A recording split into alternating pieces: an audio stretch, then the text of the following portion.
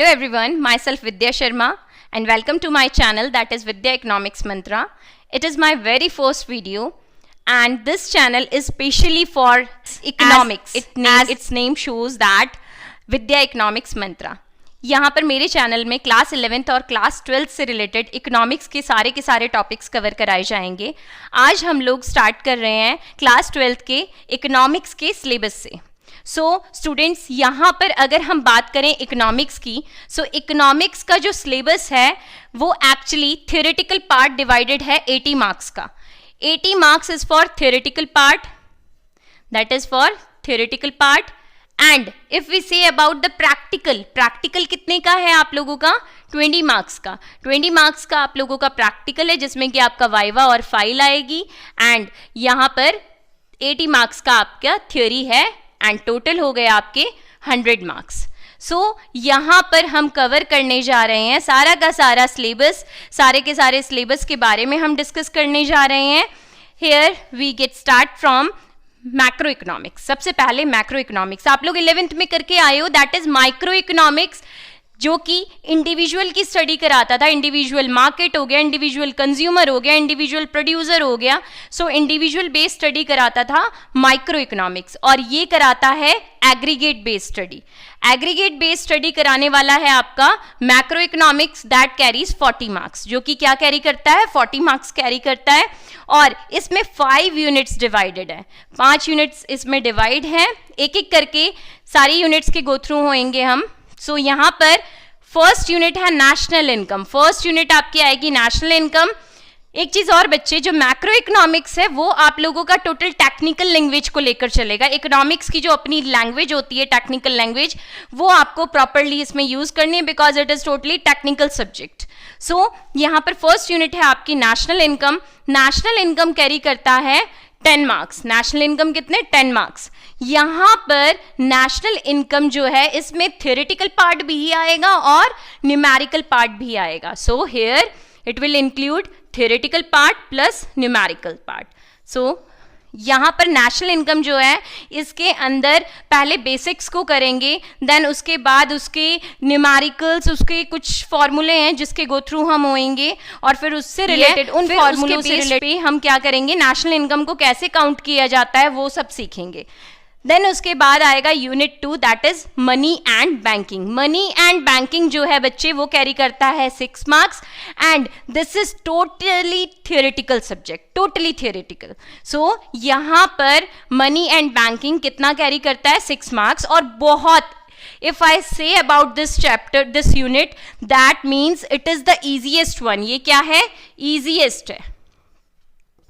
ये easiest है. इसमें बिल्कुल easy, mean to say that बहुत easy concepts यूज हुए हैं. एक तरीके से आप कह सकते हैं कि फ्री के 6 मार्क्स यू कैन गेन, ठीक है, अगर आप इसके गो थ्रू होते हैं प्रॉपरली. देन यूनिट 3 की बात करें तो aggregate demand and aggregate supply. Aggregate demand and aggregate supply आप लोग माइक्रो में करके आए हैं, डिमांड एंड सप्लाई, और यहाँ पर ये मैक्रो फॉर्म हम कर रहे हैं. तो मैक्रो इकोनॉमिक्स के अंदर aggregate demand mean to say that economy की डिमांड और इकोनॉमी की सप्लाई की बात हो रही है. तो aggregate demand and aggregate supply जो कि सबसे ज्यादा लेंथी है, ये सब यूनिट है. देन अगर हम बात करें, ये कैरी भी करता है 12 मार्क्स, जो कि सबसे ज्यादा मार्क्स कैरी करने वाली यूनिट है, 12 मार्क्स, ठीक है. यहाँ पर लेंथी है बट इजी है. आप अगर इसके एक एक कंसेप्ट्स के गो थ्रू होगे तो it's easy, quite fine. Then उसके बाद आते हैं यूनिट 4 में, that is government budget. Unit 4 carry करता है 6 marks, that is government budget. ये गवर्नमेंट बजट जो है that is also theoretical part. इसमें भी आपका थ्योरेटिकल पार्ट आएगा, जस्ट फॉर्मूले हैं इसमें. At the end of the chapter इसमें फॉर्मूले आएंगे, but it is the easy one. We can say that this is easy unit.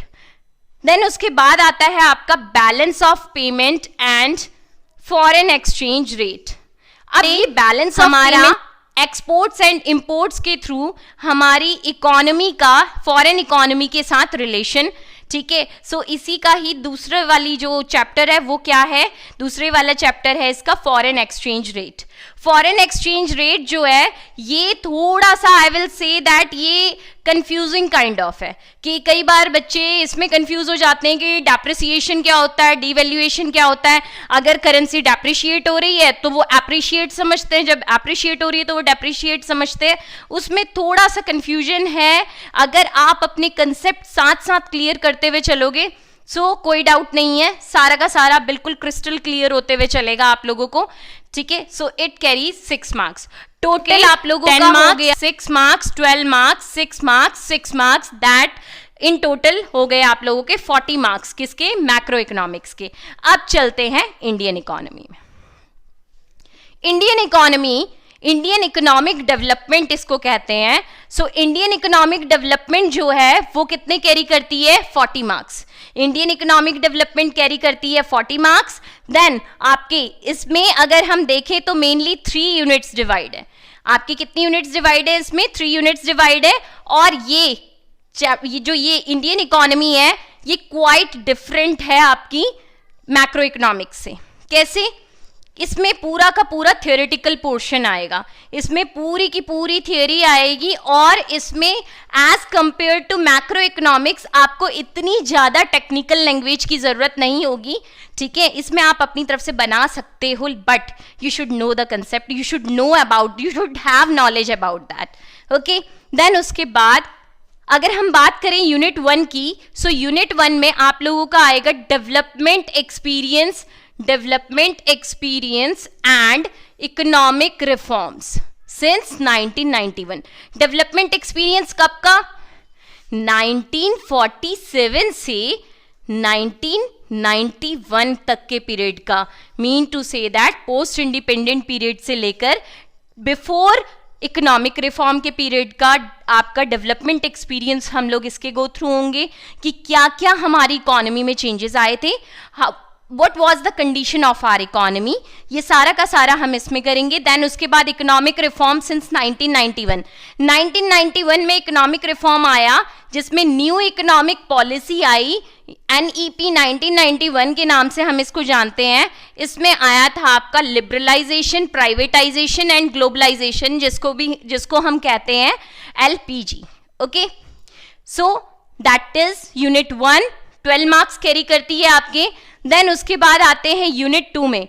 Unit 2 आपके current challenges facing Indian economy, यानी हमारी इंडियन इकोनॉमी क्या करंट चैलेंज फेस कर रही है उससे रिलेटेड हम करेंगे यूनिट 2 में। देन यूनिट 2 कैरी करती है आपके 22 मार्क्स। यूनिट 2 कितने कैरी करती है, 22 मार्क्स। और यूनिट 2 में आपकी जो करंट चैलेंजेस हैं ये कौन से चैलेंजेस की बात कर रहे हैं, ये सारे के सारे चैलेंजेस हैं अनएम्प्लॉयमेंट, पॉवर्टी, इंफ्रास्ट्रक्चर, ठीक है। इससे रिलेटेड सारे के सारे करंट चैलेंजेस हैं। सो हम इसमें अगर हमें नॉलेज है इससे रिलेटेड और हम इसमें गो थ्रू हुए हैं अगर एक एक टॉपिक के, so we can go through with that easily, बिल्कुल भी मुश्किल नहीं है ये, ठीक है। और कैरी भी करता है 22 मार्क्स, प्रॉपर थियोरेटिकल है, ओके। देन उसके बाद आता है आपका unit 3 that is development experience of India, a comparison with neighbours. अब यहां नेबर्स कौन है, दैट इज इंडिया का कंपैरिजन। इंडिया का कंपैरिजन किसके साथ हो रहा है, Pakistan and China, Pakistan and China. So India, Pakistan and China का कंपैरिजन इस यूनिट में हम करेंगे। किस बेस पे, ज्योग्राफिकली, डेमोग्राफिकली एंड इकोनॉमिकली, इन सारे बेसिस में हम इन तीनों का क्या करेंगे, कंपैरिजन करेंगे कि जैसे इनके इसमें जो है इकोनॉमिक रिफॉर्म कब आया इंडिया में, पाकिस्तान में कब आया, चाइना में कब आया, कैसी थी डेमोग्राफिक कंडीशन तीनों की, वो सारा का सारा स्टेप बाय स्टेप हम इसके गो थ्रू होंगे। So it carry 6 marks. ये यूनिट कितना मार्क्स कैरी करती है, 6 मार्क्स। सो अगर हम टोटल देखें तो unit 1 12 marks, unit 2 22 marks and unit 3 6 marks. So इसके टोटल भी कितने हो गए बच्चे, 40 मार्क्स। अंडरस्टूड। नाउ अगर हम बात करें ये सारा का सारा सिलेबस, सारा का सारा syllabus I am going to cover here in my YouTube channel, that is Vidya Economics Mantra. Step by step चलेंगे बेटा, step by step topic wise topic clear करते हुए चलेंगे. And if you like my video, like, comment, share and subscribe to my YouTube channel, that is Vidya Economics Mantra.